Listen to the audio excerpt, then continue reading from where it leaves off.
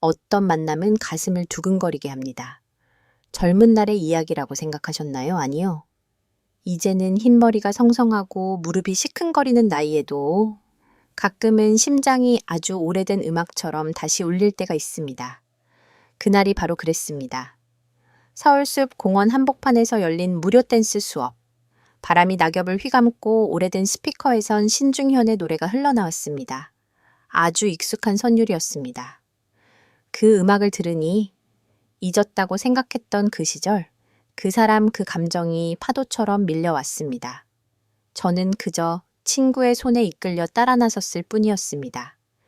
요즘 무릎이 뻐근하지 댄스가 최고래. 관절에도 좋고 기분도 살아난대. 그 말에 못 이겨 나온 자리였는데 그곳에서 그 사람을 다시 만났습니다. 아주 오랜만에 보는 얼굴이었습니다. 세월이 많이 흘렀지만 그 눈빛은 여전히 따뜻했고 그 미소는 여전히 제 마음을 아프게 했습니다. 그 사람은 제 언니의 남편이었습니다. 그리고 제가 젊은 날 조용히 아주 오래도록 혼자만의 사랑을 품었던 사람이기도 했습니다. 지금 저는 서울 동쪽 외곽 오래된 아파트 단지 한켠에서 혼자 살고 있습니다. 딸아이는 결혼해 부산으로 내려갔고 남편과는 오래전에 이혼했지요. 누군가 물으면 괜찮다고 대답합니다. 정말 괜찮은지 아닌지는 사실 저도 잘 모릅니다. 아침이면 자동처럼 일어나 묵은 찻잎을 덮어낸 다음 조용히 물을 끓이고 라디오를 켭니다. 늘 같은 시간 같은 채널 오래된 성우의 낮고 부드러운 목소리가 흘러나올 때면 잠시 이 고요가 견딜만해집니다. 창문 밖으로는 어린이 놀이터가 보입니다. 아이들 웃음소리는 예전보다 줄어들었지만 가끔 뛰노는 아이들의 소리에 마음이 괜히 뭉클해질 때가 있습니다. 그저 건강하게 뛰어놀고 배고프면 밥 달라고 울던 그 시절 제 딸의 모습이 겹쳐 보이기 때문일까요? 집안은 조용합니다. 너무 조용해서 가끔은 냉장고 돌아가는 소리마저 크게 들립니다. 오래된 벽시계가 째깍거릴 때면 시간이 흐르고 있다는 사실이 너무 선명하게 다가옵니다. 그날도 아무렇지 않게 그런 하루를 시작했는데 친구 민자가 전화를 했습니다. 오늘 날씨 좋은데 같이 공원에 나가자. 댄스 수업하는데 가볍게 음악 듣고 몸만 흔들면 된다더라.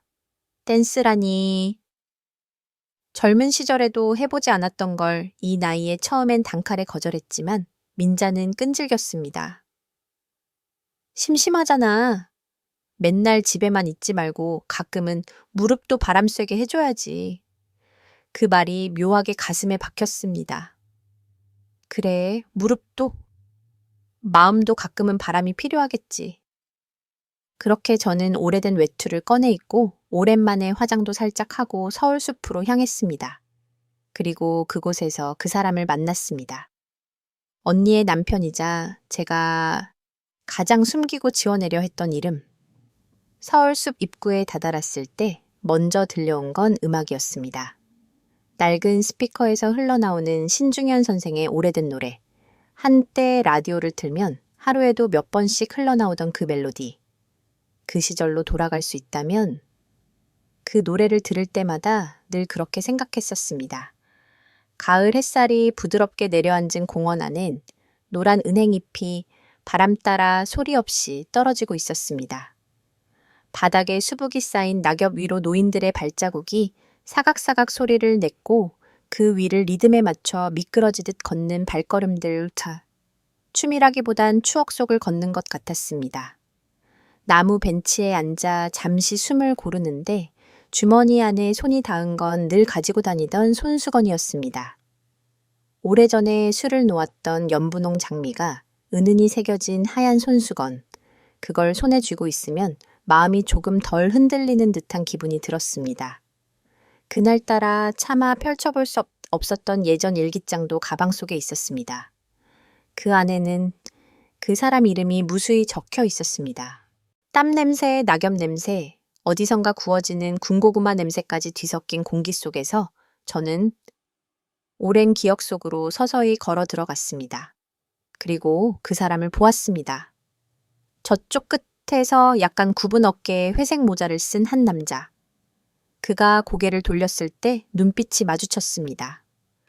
눈동자는 예전보다 조금 흐릿해졌지만 그 미소는 그때와 똑같았습니다. 그 사람도 저를 알아본 걸까요? 그 순간 마치 세상이 멈춘 듯 모든 소음이 사라지고 저와 그 사람 사이에 오직 신중현의 노래 한 줄기만이 흐르고 있었습니다. 그 사람과의 인연은 아주 오래전으로 거슬러 올라갑니다. 제가 아직 18이던 해에 언니는 23이었고 그 사람은 25이었습니다. 그때 우리 가족은 경기도의 작은 읍내에서 살고 있었습니다. 아버지는 엄격한 분이었고 어머니는 다정하지만 늘 바빴습니다. 셋 딸 중 언니는 단연 가장 눈에 띄는 존재였습니다. 언니는 누구에게나 친절했고 학교에서도 인기가 많았습니다. 늘 맑은 얼굴로 웃고 다녔고 조금 어리바리한 저를 챙기며 우리 막내는 참 귀엽다며 머리를 쓰다듬어 주던 언니. 그 사람은 언니가 대학교 졸업하고 첫 직장에 다닐 무렵 회사 동료를 통해 만났다고 했습니다. 처음으로 집에 데려왔을 때 저는 방 안에서 몰래 그를 지켜보았습니다. 긴 키에 깔끔한 셔츠, 조용하고 부드러운 말투. 언니가 그를 소개할 때 그 사람은 저를 향해 고개를 살짝 숙이며 인사했습니다. 안녕하세요. 저는 최준석이라고 합니다. 그 순간 아무 말도 못하고 숨죽였던 제 가슴이 쿵 하고 울렸습니다. 그 후로 그 사람은 종종 우리 집에 들렀습니다. 일요일 오후면 어머니가 김치를 꺼내오고 언니는 부엌에서 요리를 하고 그는 거실에서 신문을 보며 조용히 기다렸습니다. 그런 날이면 저는 늘 무릎 담요를 덮고 방 안구석에서 몰래 일기를 쓰곤 했습니다. 오늘도 그는 웃었다. 언니를 보면서 하지만 왜인지 내가 부끄러웠다. 그의 눈길 한 번에도 내 심장은 서툴게 떨렸다. 말도 안 되는 감정이었지요. 알고 있었습니다. 그 사람은 언니를 사랑했고 언니도 행복해 보였습니다. 하지만 그 마음은 제가 감히 멈출 수 없었던 조용한 폭풍 같았습니다. 그 사람과 저 사이에는 아무것도 없었습니다. 그래서 더더욱 작은 순간 하나하나가 제겐 큰 의미였습니다. 어느 겨울 언니가 감기로 누워있던 날이었습니다. 그 사람은 감기약과 죽 재료를 사들고 우리 집에 찾아왔습니다. 혹시 미음은 어머님보다 제가 더 잘 끓일지도 모르겠네요. 웃으며 말하던 그 사람은 당연하다는 듯 부엌에 들어가 조심스럽게 조개죽을 끓이기 시작했습니다. 그날 어머니는 시장에 나가셨고 언니는 방에서 자고 있었고 거실에는 저와 그 사람만이 남아 있었습니다. 이거 한 번만 저어줄래요? 그의 말에 저는 조심스럽게 국자를 들었습니다. 솥 안에서 부드럽게 끓는 죽, 따뜻한 김이 안경에 서렸고 그 사람의 손이 제 손등에 닿았습니다. 그저 무심코였을지도 모릅니다. 하지만 그 순간 제 심장은 참을 수 없을 만큼 요동쳤습니다. 그리고 죽이 완성되자 그 사람은 작게 웃으며 말했습니다. 수고했어요. 혹시 이거 선물이에요. 그는 작은 노트 하나를 꺼내 건넸습니다. 겉표지는 진한 남색 모서리는 살짝 달아 있었고 속지에는 아무 글자도 없었습니다. 글 쓰는 거 좋아한다면서요? 일기장 같은 거 써보면 좋을 것 같아서. 그 말에 저는 얼어붙은 듯 말문이 막혔습니다. 알고 보니 언니가 슬쩍 제 얘기를 했던 모양입니다. 제가 혼자 조용히 글을 쓰는 걸 좋아한다는 것. 그 노트는 그 날부터 제 마음 깊은 곳에 숨겨진 감정을 담는 그릇이 되었습니다. 그날 밤 첫 장에 이렇게 적었습니다. 이 노트는 나만 아는 이야기로 채워질 것이다. 그 누구에게도 말하지 못한 하지만 내가 평생 간직하고 싶은 이름 하나로. 그 이름은 최준석이었습니다. 그 겨울이 지나고 봄이 오기 시작했습니다. 언니는 건강을 되찾았고 그 사람과의 사이는 점점 진지해져 갔습니다. 토요일이면 두 사람은 늘 함께 산책을 나갔고 가끔은 영화를 보러 가기도 했습니다. 집으로 돌아오면 그 사람은 언니와 함께 손잡고 들어왔고 그 모습을 보며 어머니는 미소 지었습니다. 잘 어울려. 요즘 보기 드문 참한 청년이야. 모두가 좋아했습니다. 그 사람을. 그리고 저는 그런 모습들을 멀리서 조용히 바라보았습니다. 어느 날 저녁 저는 식탁 옆에 앉아 책을 읽고 있었고 언니는 커튼을 정리하며 불쑥 말을 꺼냈습니다. 너 준석 오빠 어때? 그 질문에 순간 책장을 넘기던 손이 멈췄습니다. 괜찮은 분이시지? 왜? 언니는 창문을 바라보며 조금은 멍한 표정으로 말했습니다. 괜찮지? 너무 괜찮아서 가끔은 내가 아닌 누군가가 그 사람 곁에 서게 될까봐 두려웠어. 어릴 땐 그런 생각도 했었지. 내가 사랑하는 사람을 내가 사랑하는 동생도 좋아하게 된다면 어쩌지 하고. 그 말은 그저 농담처럼 흘러갔지만 제 마음속에 깊게 박혔습니다. 그 후로 저는 더 이상 두 사람을 마주보지 않았습니다. 그 사람의 눈빛이 아무리 다정해도 그 다정함은 언니를 향한 것이라 스스로를 다그치며 외면했습니다. 그해 여름 언니와 그 사람은 약혼을 했고 가을이 오기 전 결혼식을 올렸습니다. 결혼식 날 언니의 드레스를 손보던 어머니가 갑자기 제게 물었습니다. 우리 막내는 언제쯤 좋은 사람 만날까? 저는 웃었습니다. 그저 웃으며 고개를 끄덕였습니다. 하지만 그날 밤 혼자 방에 돌아온 저는 일기장에 이렇게 적었습니다. 그 사람은 이제 언니의 사람이 되었다. 나는 아무것도 바라지 않겠다. 다만 이 마음 하나는 조용히 내 안에서만 지켜가 가겠다. 그날 이후 제 일상은 다시 평온해졌습니다. 학교에 다니고 친구를 만나고 가끔은 언니 집에 놀러 가서 차를 마셨습니다. 하지만 아주 가끔 언니가 주방에 간 사이 그 사람과 단둘이 마주칠 때면 서로의 눈동자엔 말하지 못한 것이 잠시 머물렀습니다. 그건 사랑이었을까요? 아니면 미안함이었을까요? 그건 아직도 잘 모르겠습니다. 언니가 결혼한 지 겨우 2년도 채 지나지 않았을 무렵이었습니다. 그날도 평범한 하루였고 저는 학교 수업을 마치고 집에 돌아와 방에 들어가 책을 펼치려던 참이었습니다. 그때 현관문이 거칠게 열리고 어머니의 비명이 들렸습니다. 영자야, 너 얼른 나와봐. 전화가. 어머니의 손에는 아직도 수화기가 매달려 있었고 입술은 파랗게 질려 있었습니다. 그 짧은 몇 초가 시간이 멈춘 듯 느껴졌습니다. 선영이가 교통사고 났대. 아이까지. 함께 순간 몸에서 힘이 빠져나갔고 손에 들고 있던 책이 바닥에 떨어졌습니다. 병원으로 달려가는 내내 온몸이 얼어붙은 듯 했습니다. 심장은 뛰는데 머릿속은 아무 생각도 나지 않았습니다. 그리고 응급실 앞에서 그 사람 최준석 씨는 무릎을 꿇고 앉아 있었습니다. 하얗게 질린 얼굴, 헝클어진 머리카락 떨리는 어깨. 그는 아무 말 없이 양손으로 얼굴을 감싸고 있었고 그 옆에는 언니의 핸드백이 떨어져 있었습니다. 그 사람, 괜찮아요. 작게 물어보는 제 목소리에 그는 고개를 들었습니다. 그리고 그 순간 저는 그의 눈에서 이 세상 모든 후회와 절망을 본 것 같았습니다. 의사는 말했습니다. 임신 중이셨습니다.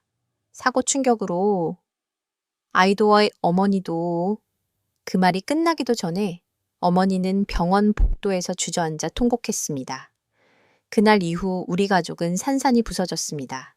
아버지는 입을 굳게 다물었고 어머니는 며칠 밤을 울다 결국 그 사람을 집 앞에서 내쫓았습니다.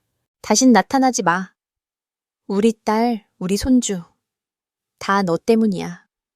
그날 밤 창문을 통해 비오는 어둠 속에서 돌아서는 그의 뒷모습을 보았습니다. 우산도 없이 그저 고개를 숙이고 조용히 걸어가던 그 모습이 제 마음에 박혀 지워지지 않았습니다. 장례식은 너무 빨리, 너무 조용히 치러졌습니다. 사람들은 울고 있었고 어머니는 내내 상복 소매를 쥐고 눈을 감은 채 딸의 이름을 되뇌었습니다. 선영가. 너무 빨랐어. 엄마가 너를 못 지켰어. 저는 장례식장 구석에 앉아 무거운 침묵 속에서 그 사람의 모습을 찾고 있었습니다. 하지만 그는 보이지 않았습니다. 누군가 말했습니다. 병원에서 가족에게 인사도 못하고 그냥 떠났대. 너무 죄책감을 느껴서. 그 말을 듣는 순간 가슴 한켠이 무너져 내리는 듯 했습니다. 슬픔이 넘쳐 흐르기도 전에 내 안에는 복잡한 감정들이 억누르듯 일어났습니다. 언니를 잃은 슬픔, 그 사람을 원망하는 어머니의 분노, 그리고 무엇보다 참기 힘든 건 그 사람을 그리워하는 내 마음이었습니다. 나는 그를 보고 싶었습니다. 단 한 번만이라도 그의 얼굴을, 그의 목소리를, 하지만 그 누구에게도 그런 말을 꺼낼 수 없었습니다. 그날 밤 방으로 돌아와 일기장을 펼쳤습니다. 눈물로 번진 글자들 속에 나는 이렇게 적었습니다. 나는 언니를 사랑했다. 그리고 그 사람도 사랑했다. 이런 마음이 죄라면 나는 평생 속죄하며 살겠다. 며칠 후 그 사람에게 편지를 썼습니다. 하지만 봉투를 붙이지 못했습니다. 어머니의 눈빛이 차가운 말이 내 마음을 얼려버렸기 때문입니다. 편지는 결국 내 책상 서랍 깊은 곳에 묻혔고 그 사람의 이름도 우리 가족에서 금기처럼 사라졌습니다. 세월이 조금씩 흐르면서 사람들은 그 이야기를 덮었습니다.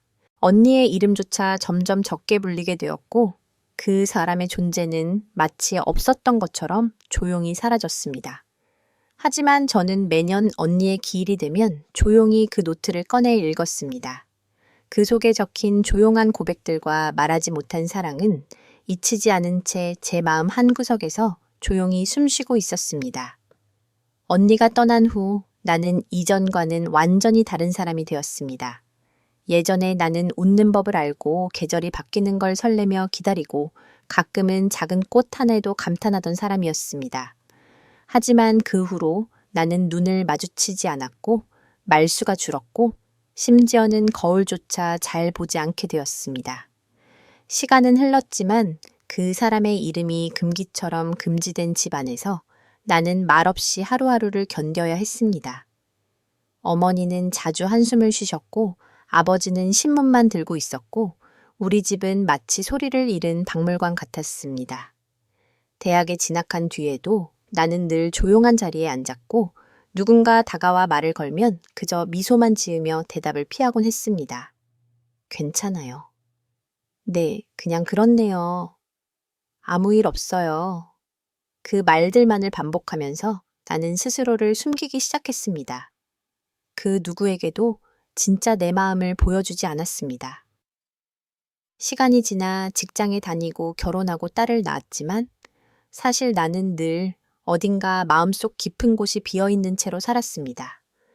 남편은 성실하고 다정한 사람이었지만 나는 그의 눈을 바라보며 웃을 수 없었습니다. 그에게 미안했지만 내 안에는 여전히 그 사람의 그림자가 작은 흔들림으로 남아 있었기 때문입니다. 결국 우리는 말없이 멀어졌고 딸이 초등학교에 들어갈 무렵 자연스레 서로 다른 길을 걷게 되었습니다. 이혼을 결심했을 때 어머니는 아무 말도 하지 않았습니다. 아버지는 이미 세상을 떠나셨고 나는 더 이상 누구의 기대도 짊어지고 싶지 않았습니다. 그 이후에 나는 그저 엄마였고 직장인이었고 조용히 사는 어떤 여자였습니다. 사람들은 말했습니다. 차분하고 안정적인 사람이야. 항상 평온해 보여서 부러워. 혼자서도 잘 살아가는 모습이 멋져. 하지만 그 누구도 몰랐습니다.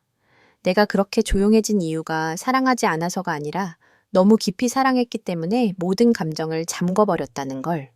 나는 그때부터 지금까지 단 한 번도 진심으로 누군가를 안아본 적이 없었습니다. 이혼 후 딸과 단둘이 지내는 날들이 시작되었습니다. 딸은 6살이었고 세상의 모든 것에 호기심을 보이며 맑은 눈으로 저를 바라보았습니다. 엄마는 왜 매일 혼자 울어요?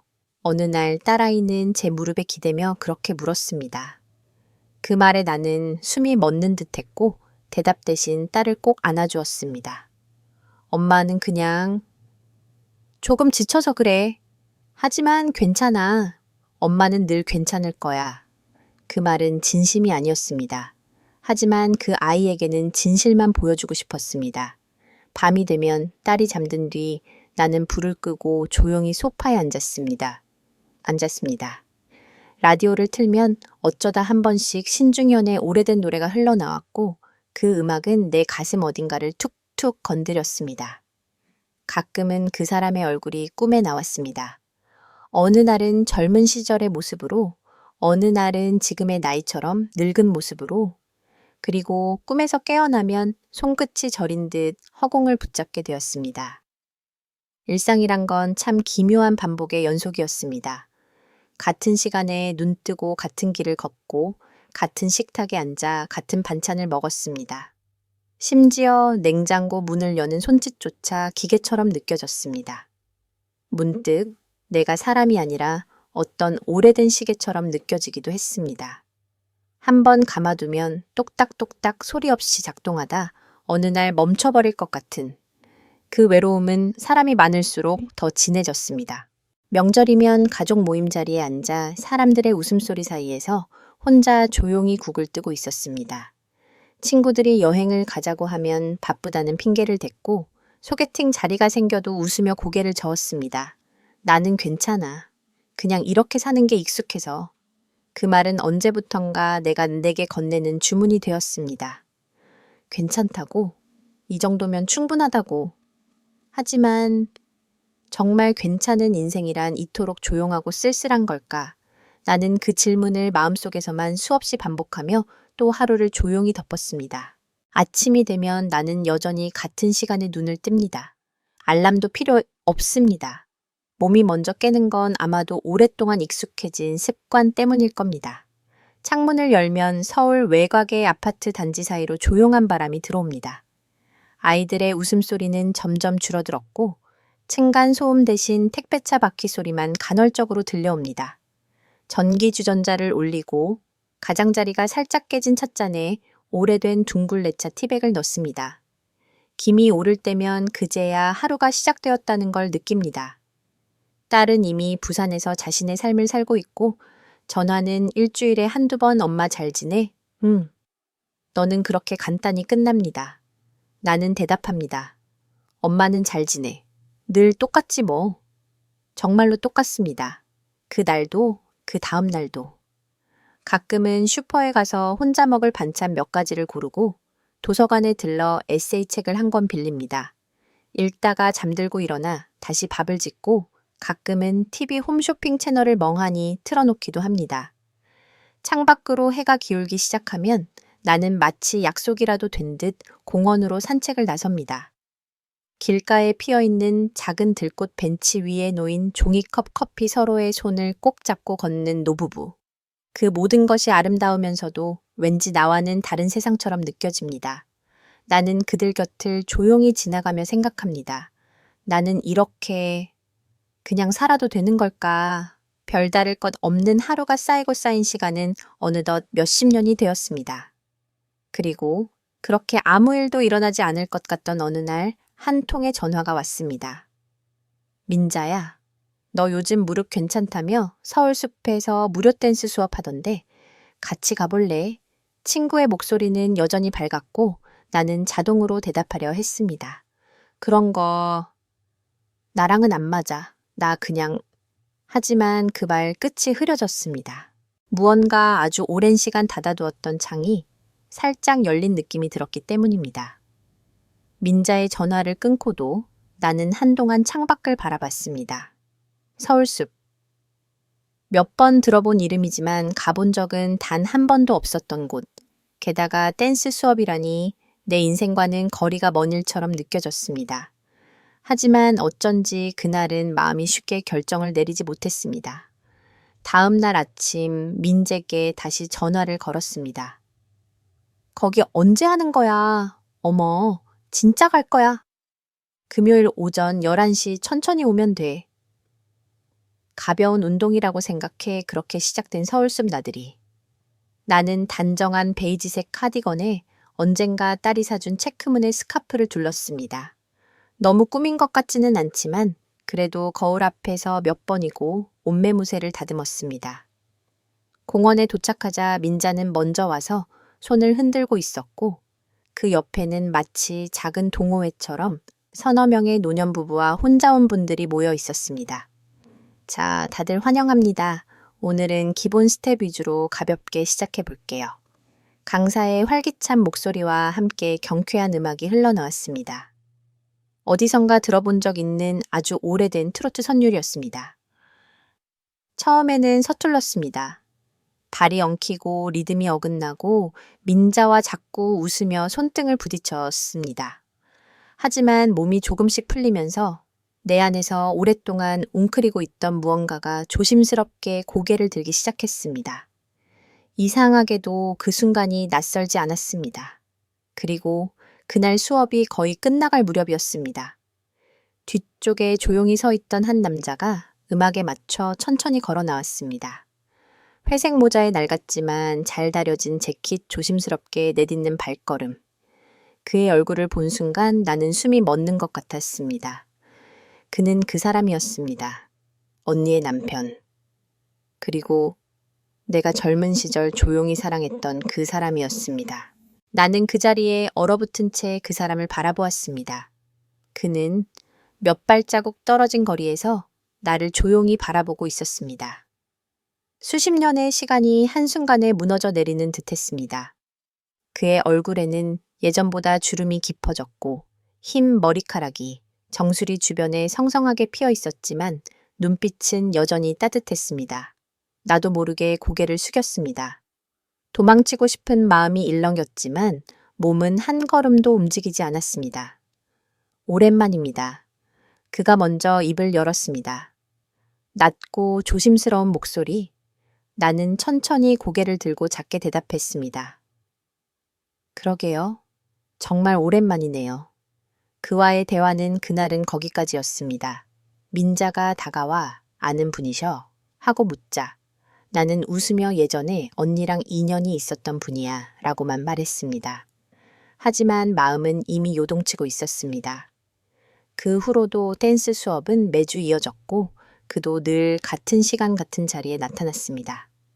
특별히 말을 많이 나누지는 않았지만 우리는 자주 눈이 마주쳤고 때로는 서로 미소만 건넸습니다.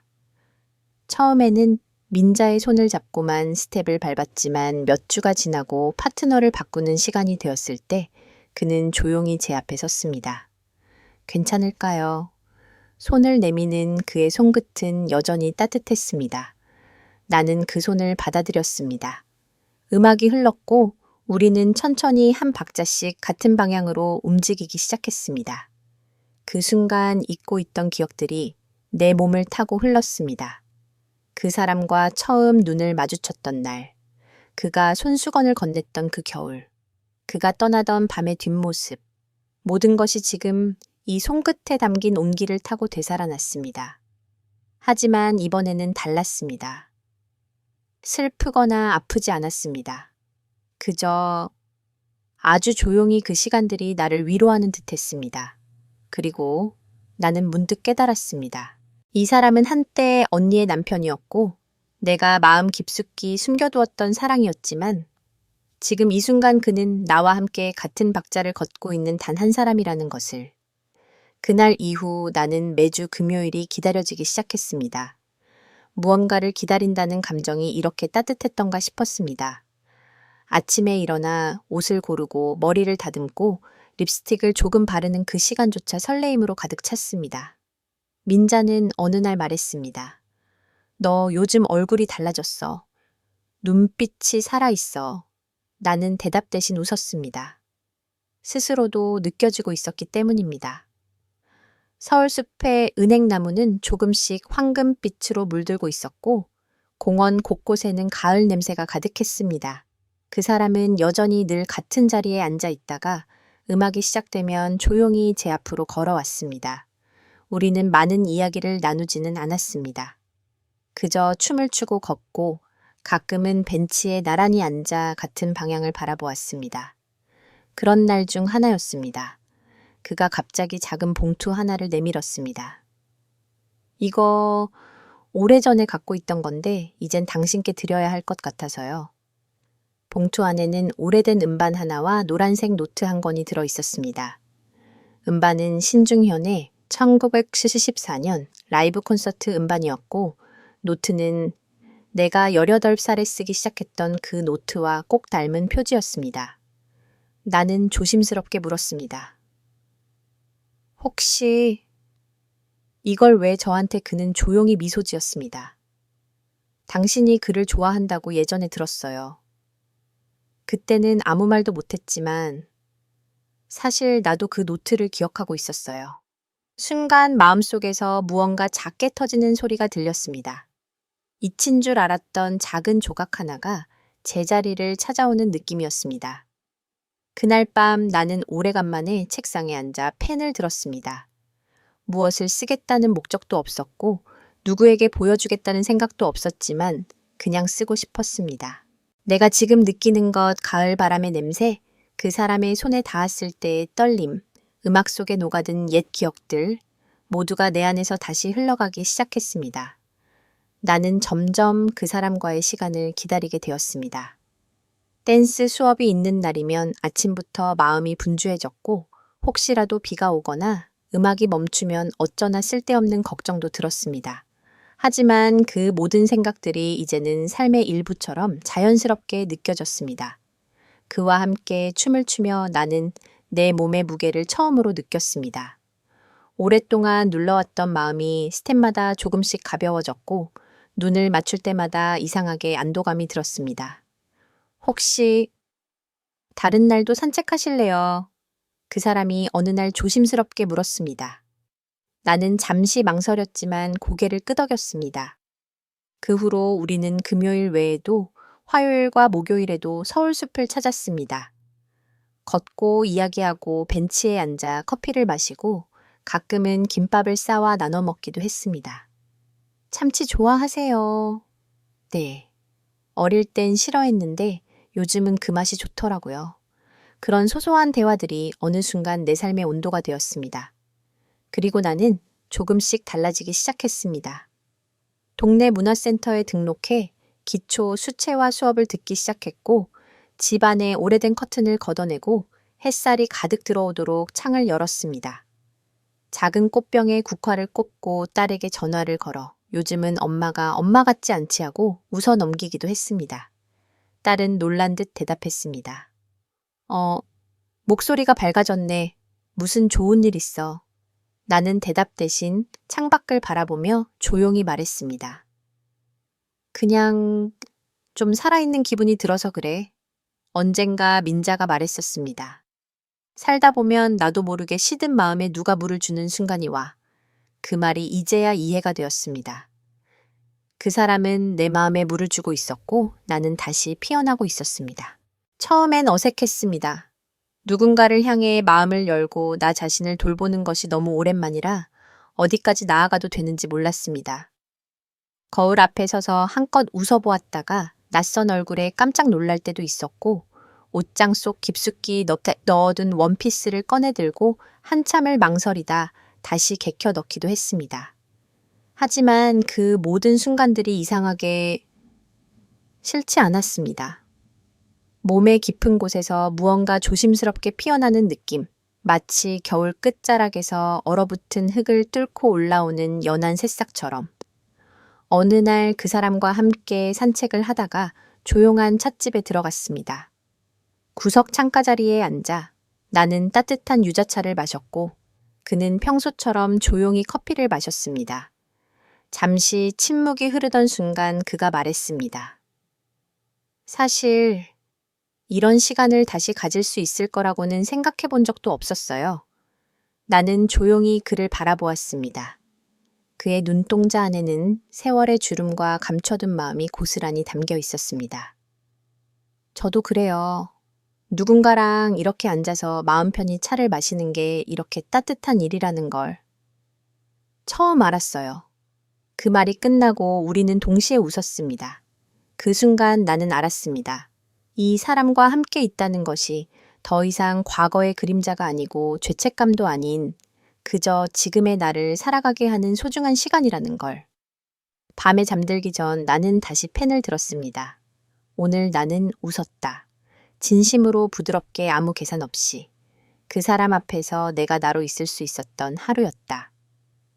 그 한 줄을 쓰고 나서야 나는 아주 오랜만에 마음 깊은 곳에서부터 안도감을 느꼈습니다.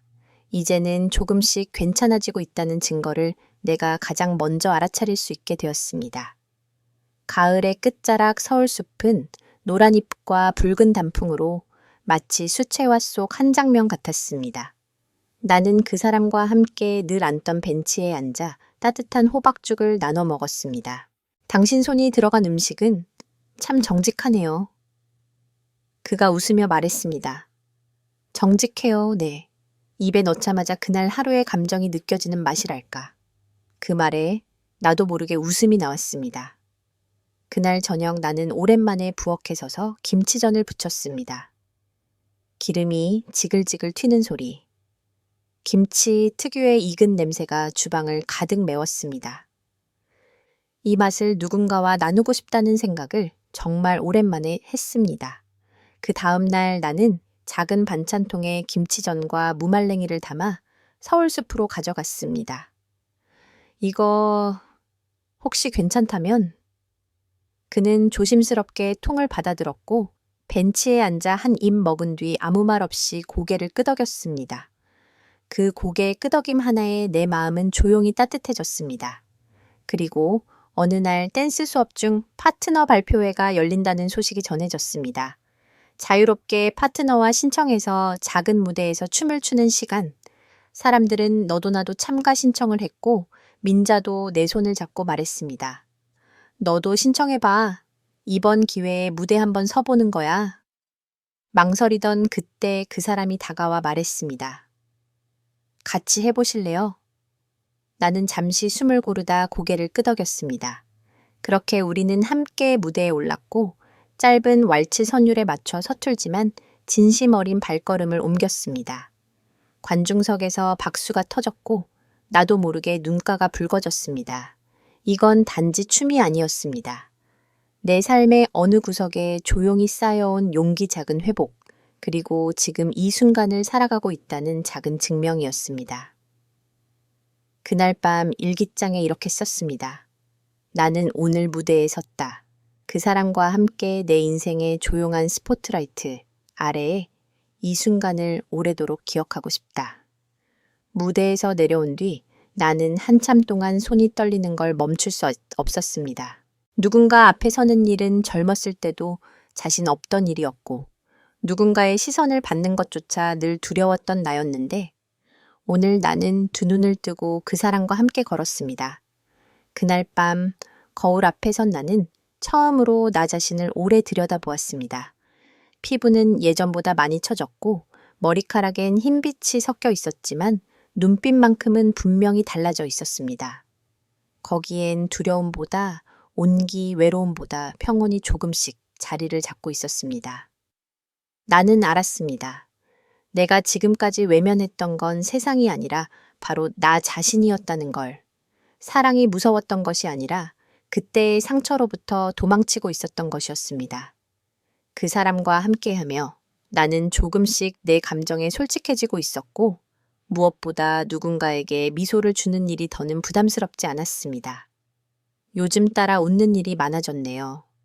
그가 그렇게 말했을 때 나는 대답했습니다. 이젠 웃는 게 어색하지 않아요. 오히려 웃지 않으면 마음이 답답해져요. 그 말은 어쩌면 지금의 나를 가장 잘 설명해주는 말이었는지도 모릅니다. 이전에는 행복해질 자격이 없다고 믿었습니다. 하지만 이제는 행복을 선택하는 것이 용기라는 걸 알게 되었습니다. 그리고 그 용기는 그 사람의 조용한 존재, 따뜻한 시선, 무심한 듯 내민 손끝에서 조금씩 자라난 것이었습니다. 나는 비로소 내 인생이 끝이 아닌 아직도 흐르고 있는 강이라는 걸 온몸으로 느끼고 있었습니다. 그날도 우리는 서울숲 벤치에 나란히 앉아 있었습니다.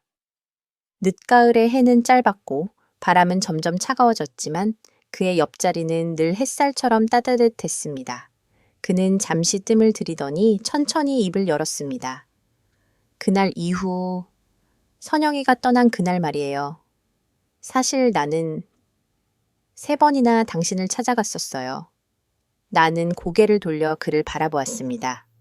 그는 멀리 어딘가를 응시한 채 조용히 말을 이었습니다. 첫 번째는 장례식을 치른 지 일주일쯤 뒤였어요. 밤늦게 용기를 내어 집 앞까지 갔는데 당신 어머니께서 문을 열자마자 차갑게 말하셨죠. 다신 오지 마. 우린 당신과 아무 상관없는 사람들이야. 그 말에 나는 숨을 들이켰습니다. 두 번째는 그 다음 해 봄, 당신이 다니던 도서관 앞에서 멀리서 한참을 지켜보다가 결국 다가가지 못했어요. 그때 당신은 노란색 카디건을 입고 있었어요. 그 모습이 너무 아름다워서 내가 다가갈 자격이 없다고 느꼈어요. 그의 목소리는 점점 더 낮고 깊어졌습니다. 세 번째는 가장 오래된 이야기예요. 편지를 썼어요. 당신에게 보내고 싶었는데 어디로 보내야 할지 몰라서 결국 그냥 간직했어요. 그는 조심스럽게 낡은 봉투 하나를 꺼내 내 무릎 위에 올려놓았습니다. 나는 손끝으로 그 봉투를 천천히 매만졌습니다. 누렇게 바랜 종이 그 위에 또박또박 적힌 영자에게라는 세 글자. 손이 떨렸습니다. 왜? 이제야 말하는 거예요? 내가 조용히 물었습니다. 그는 한참을 침묵하다 이렇게 대답했습니다. 당신이 괜찮아졌다고 느꼈을 때 내가 그 편지를 꺼내야겠다고 생각했어요. 아무리 시간이 흘러도 마음이 흐르는 방향은 변하지 않더군요. 나는 봉투를 가슴에 안았습니다. 마치 오랜 세월 잃어버린 어떤 조각이 마침내 제자리를 찾은 것처럼 가슴 한가운데가 조용히 울렁였습니다. 나는 그 봉투를 품에 안은 채 오랫동안 아무 말도 하지 못했습니다.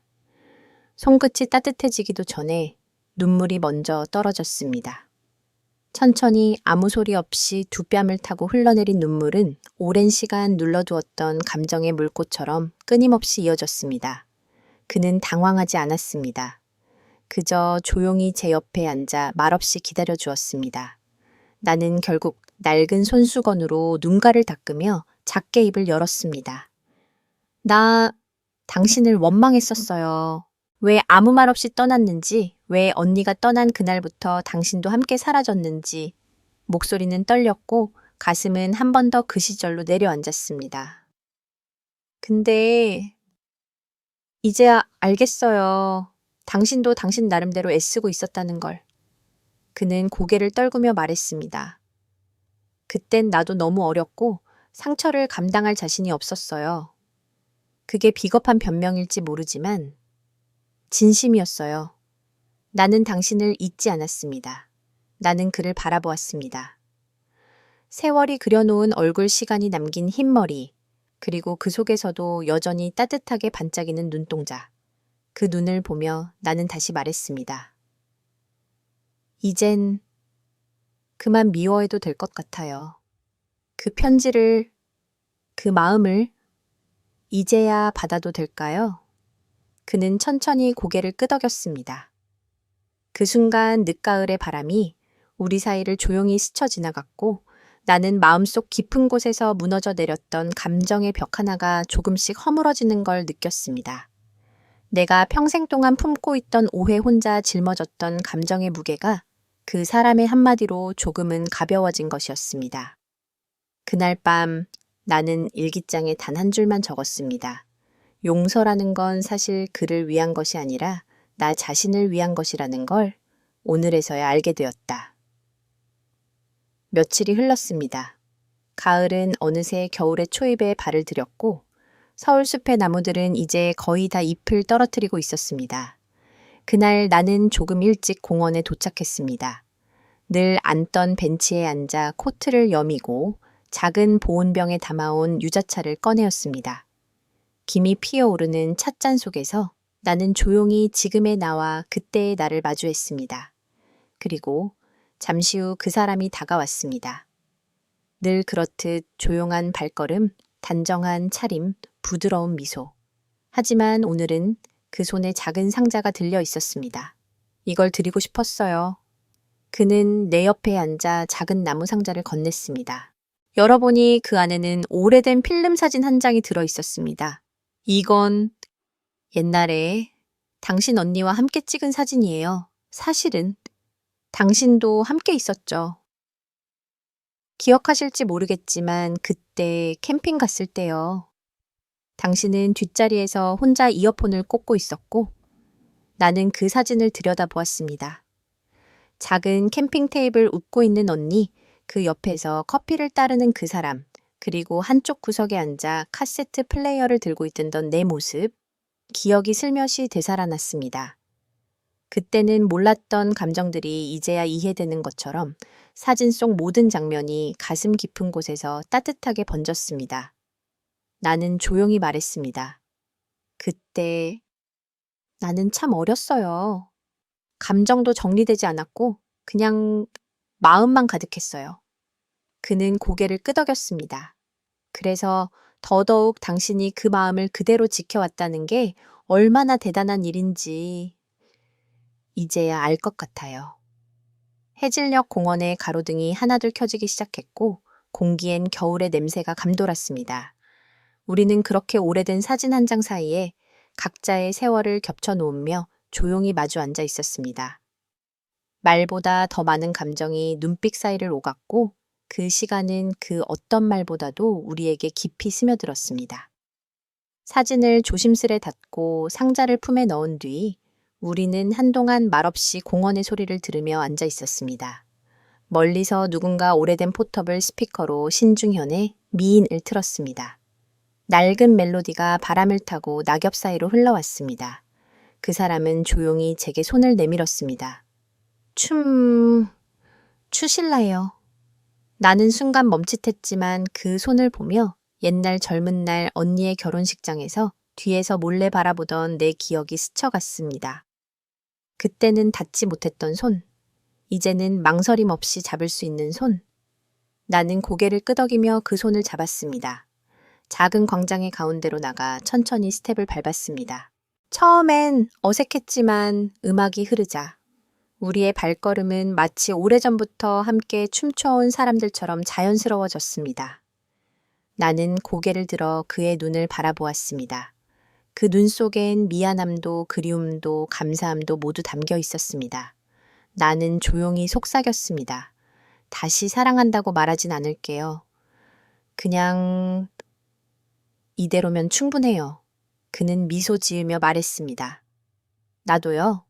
다시 누군가의 남편이 되기보단 당신의 춤 파트너로 남고 싶어요. 끝까지. 그 말에 나는 웃음을 머금은 채 고개를 끄덕였습니다. 그리고 그날의 춤은 어느새 가장 따뜻한 약속이 되었습니다. 겨울이 문턱을 넘기 전 가을의 마지막 순간에 우리는 말보다 더 깊은 언어로 서로의 마음을 전했습니다. 요즘 나는 일주일에 3번 서울숲의 작은 광장에서 그 사람과 춤을 춥니다. 우린 여전히 결혼도 하지 않았고 서로의 집도 다릅니다. 하지만 이상하게도 나는 지금 누구보다 충만한 삶을 살고 있다고 느낍니다. 오랜 세월 동안 내 마음 깊은 곳에 묻어두었던 감정들이 이제는 더 이상 아프지 않습니다. 그 시절의 그리움도 떠나간 언니에 대한 미안함도 그 사람을 바라보며 느꼈던 작고 여린 사랑도 모두 지금의 나를 만들었기에 감사할 뿐입니다. 예전엔 왜 나만 이렇게 외로울까? 왜 삶은 나를 이렇게 텅 비게 만들까 수없이 원망했지만 지금은 압니다. 기다림도 고요함도 심지어 아픔조차도 언젠가는 의미가 되어 내게 돌아온다는 것을. 나는 이제 더 이상 사랑을 소유하려 하지 않습니다. 그저 함께 웃고 같은 음악에 몸을 맡기며 같은 방향으로 한 발 한 발 나아가는 그 순간들이 사랑이라고 믿습니다. 때론 밤이 길고 몸이 아프고 마음이 지칠 때도 있지만 이제는 그 사람이 옆에 있다는 사실 하나로 충분히 이겨낼 수 있습니다. 지금의 나는 더 이상 외롭지 않습니다. 그리고 이 늦가을의 노을빛처럼 따뜻하게 조용히 삶의 마지막 장을 채워가고 있습니다. 오늘 아침 나는 따뜻한 유자차를 한 잔 끓여 현관 앞 작은 평상에 앉았습니다.